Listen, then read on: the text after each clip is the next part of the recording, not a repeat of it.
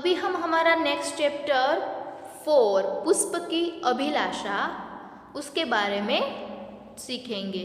तो इस कविता में हमारी जो मातृभूमि है, हमारी जो धरती है, हमारी जो धरती माता है, उनके लिए शहीद हुए लोगों को सम्मान करता हुआ एक काव्य है। तो इस प्रस्तुत कविता में हमें अपने देश के लिए अपने प्राण तक न्योछावर करने के लिए प्रेरित करता हुआ एक प्रसिद्ध काव्य है, कविता है। हमारे देश की रक्षा के लिए हमारे जो नौजवान हैं देश के, वो अपने देश को बचाने के लिए अपनी जान की भी परवाह नहीं करते हैं। तो हमें उसका आदर सम्मान करना चाहिए। ये प्रस्तुत करता हुआ एक काव्य है जिसका नाम है पुष्प की अभिलाषा।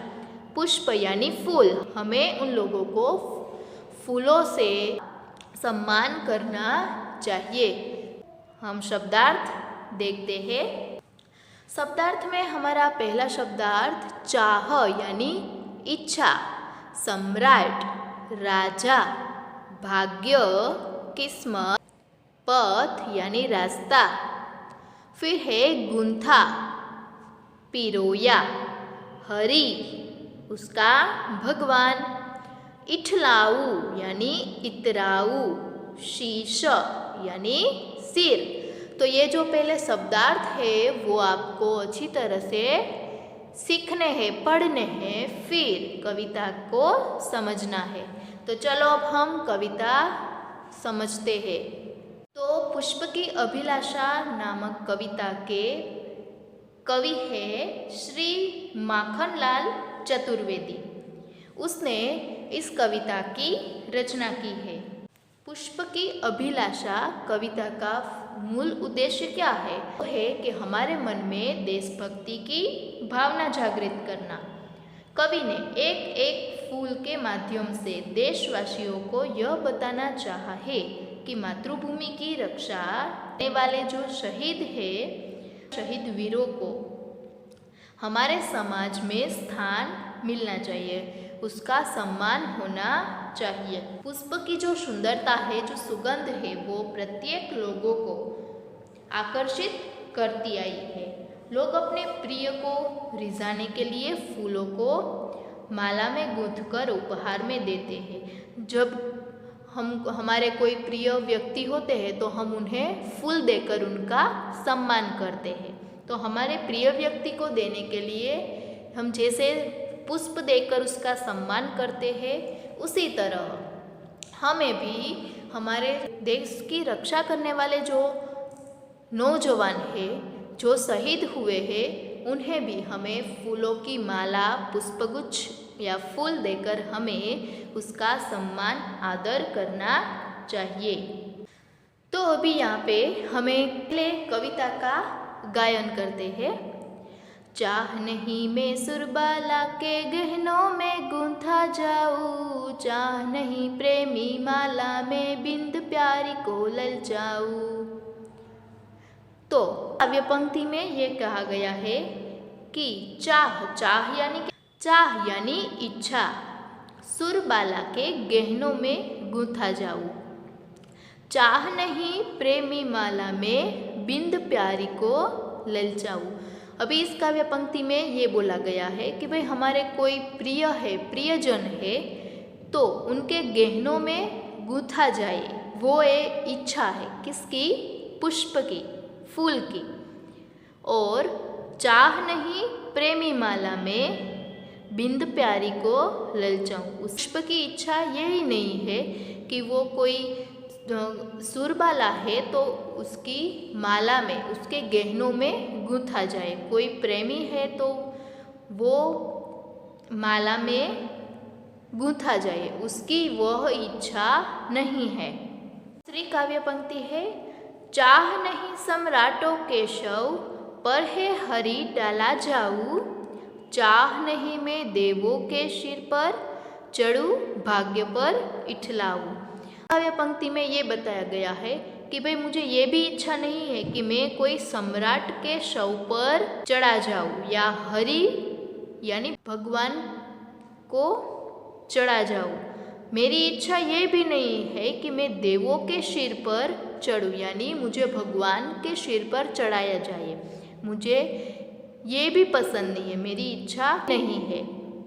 भाग्य पर इठलाऊँ, मेरे नसीब पर मैं इतराऊँ। फूल है वो एक ऐसा बोल रहा है कि भाई मेरी कोई इच्छा ऐसी नहीं है कि मैं कोई सुरबाला के गहनों है तो उसमें गूंथा जाऊँ, कोई प्रेमी के माला में गूंथा जाऊँ, मेरी वो लालच भी नहीं है। कोई सम्राट के सौ पर मुझे चढ़ाया जाए, कोई भगवान के पर चढ़ाया जाए या फिर देवों के सिर पर चढ़ाया जाए। मुझे कोई अपने भाग्य पर ऐसे इतरात नहीं है, मेरी कोई ऐसी इच्छा नहीं है। तो अभी इस काव्य पंक्ति में ये बताया गया है कि पुष्प की इच्छा क्या है, वो क्या चाहता है।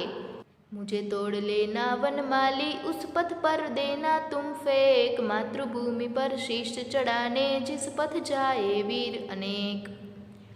अभी इस काव्य पंक्ति में पुष्प ये बता रहा है कि भाई मुझे कहाँ पे चढ़ाना है, तो के वनमाली यानी जो बाग के माली है उसे बताता है कि भाई मुझे तोड़कर तुम उस पथ पर फेंक देना। पथ यानी उस रास्ते पर तुम मुझे फेंकना, पुष्प को फेंकना, मातृभूमि पर शीश चढ़ाने जिस पथ जाए वीर अनेक। हमारी मातृभूमि, हमारी देश की रक्षा के लिए जो हर हमेश तैयार होते हैं वो वीर जवान होते हैं, जो देश के नौजवान होते हैं।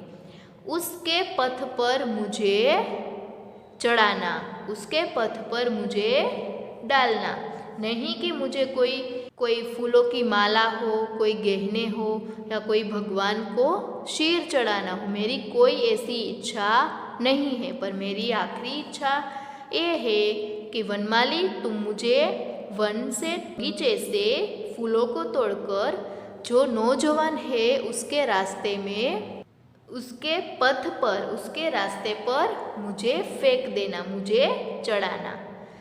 ये मातृभूमि पर शीश चढ़ाना, यानी जो हमारी धरती है, नौजवान है वो धरती पर चलते हैं, मातृभूमि पर चलते हैं, उसकी रक्षा करते हैं। तो मातृभूमि पर फूल चढ़ाने के लिए वनमाली को कहा गया है।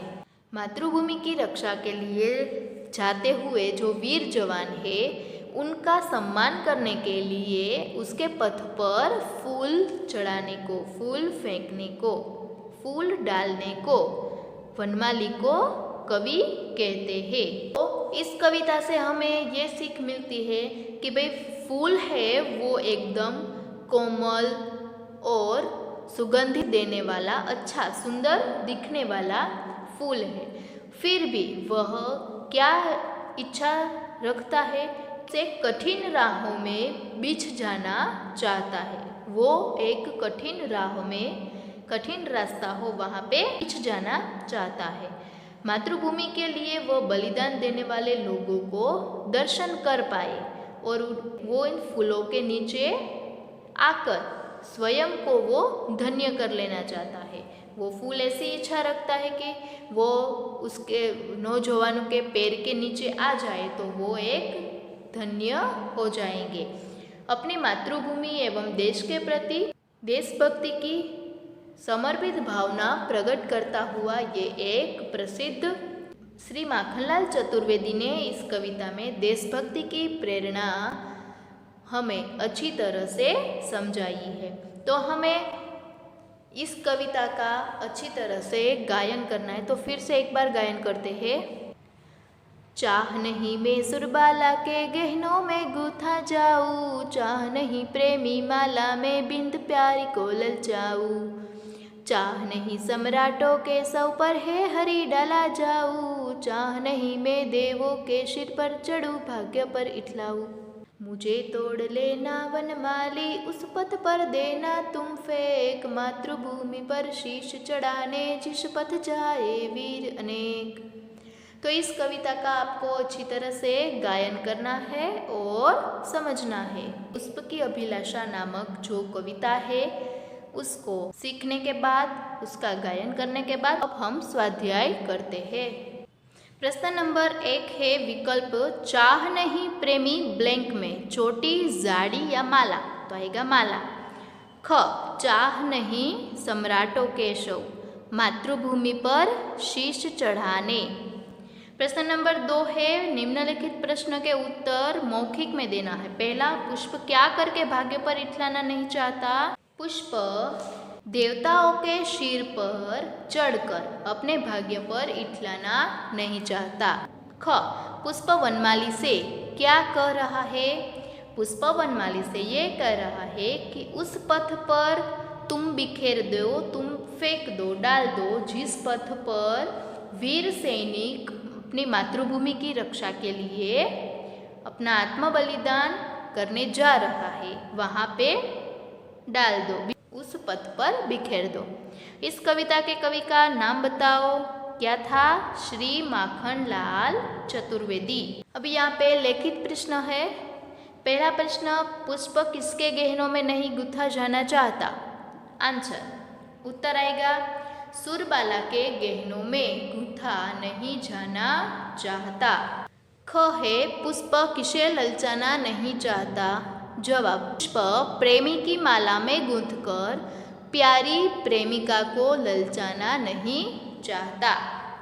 ग पुष्प की क्या अभिलाषा है? आंसर, उसे तोड़कर वीरों के यानी जवानों के जाने वाले रास्ते में बिखेर दिया जाए, उसकी अभिलाषा ये है। अभी यहाँ पे नेक्स्ट है, नीचे दिए गए शब्दों के पर्यायवाची शब्द छांट कर लिखो। नहीं तो पहला एग्जाम्पल दिया है फूल, तो उसका होगा पुष्प और सुमन। फिर है सम्राट, तो उसका शहंशाह और बादशाह। फिर है रास्ता, तो राह मार्ग। उसके बाद शीश, तो सिर मस्तक। नेक्स्ट देव, तो ईश और भगवान। फिर इसी तरह विलोम शब्द है, ऑपोजिट शब्द देव, तो उसका दानव। वीर, कायर, एक, अनेक। जीवन, मृत्यु। मधुर, कटु। अपना, पराया। गुण, दोष। नया, तो पुराना। नेक्स्ट क्वेश्चन 3 है, या चंद्रबिंदी वाले लगाकर उच्चारण में अंतर लिखो। अभी यहाँ पे अतर, तो उसके ऊपर अनुस्वार आएगा, अंतर। फिर है में, तो में, नहीं और ये नहीं। फिर है जाऊ और जाऊं। फिर ललचाऊ, ललचाऊं, ऊ में चंद्रबिंदी आएगा। इठलाऊ, उसमें भी चंद्रबिंदी। फिर है फेंक, तो फेंक। और रग, रंग। अभी यहाँ पे वर्ण विच्छेद है, तो स्वर और व्यंजन, उसमें से व्यंजन जो होता है वो ऐसे पूरा कब होता है? व्यंजन आधा होता है, और जब स्वर उसमें है तब वो पूरा वर्ण बनता है। तो यहाँ पे है सुरबाला, तो उसमें स वो व्यंजन है वो आधा है, पर उसमें उ स्वर जब मिलता है तब वो सु बनता है, इसीलिए स आधा और उ। फिर है र आधा, तो र और उसमें कौन सा स्वर आएगा? र अ। Very good. फिर है ब, पर ब है वो व्यंजन है वो आधा है, पर उसमें बा आ लास्ट में आता है आ स्वर मिलता है, इसीलिए ब आधा और आ। फिर है ला, तो ला में जब हम उसका उच्चारण करते हैं तो लास्ट में हमें क्या सुनाई देता है? ला आ।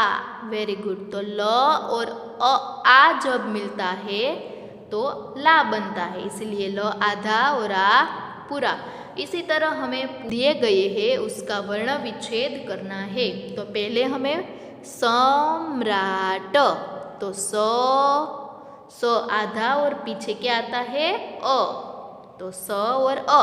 फिर है म्रा, तो म और र दोनों आधा है, लास्ट में क्या आता है आ, इसीलिए म और र आधा और आ।